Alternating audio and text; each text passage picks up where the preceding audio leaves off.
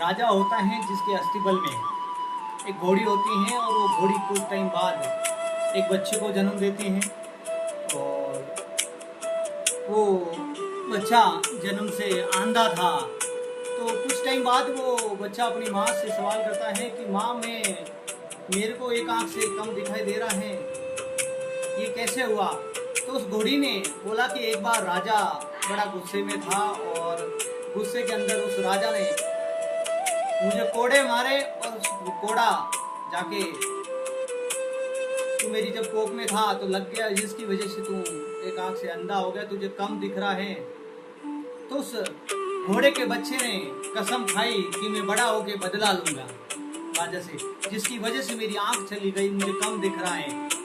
और कुछ टाइम बाद धीरे धीरे वो बच्चा जब बड़ा हुआ, और बड़ा होने के बाद राजा ने उसी घोड़े को अपने सेना में शामिल कर दिया, और सेना में शामिल किया। घोड़ा बड़ा हर्षपुर था, दिखने में खूबसूरत था और भागने में तेज तर्रार था।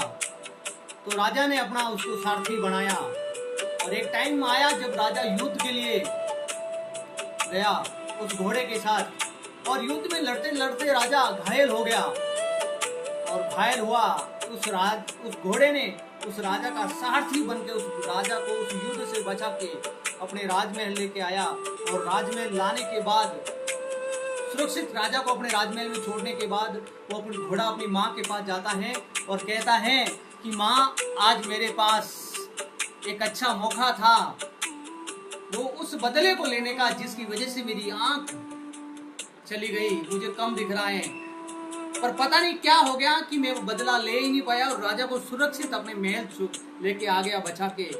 उस माँ ने मुस्कुरा के क्या कमाल का जवाब दिया साथियों, कि बेटा, ये तेरे संस्कार का नतीजा है, जिसकी वजह से तुझे बदला नहीं, तुझे उस राजा की प्रतिष्ठा अच्छी लगी, जिसकी वजह से तूने उसको बचाया। तो साथियों, कहते हैं इस कहानी से बात समझ में आती है कि दुश्मनी निभाने में नहीं, दुश्मन को माफ करने में है, और माफ वही कर पाते हैं जिसके संस्कार बड़े होते हैं। Thank you so much.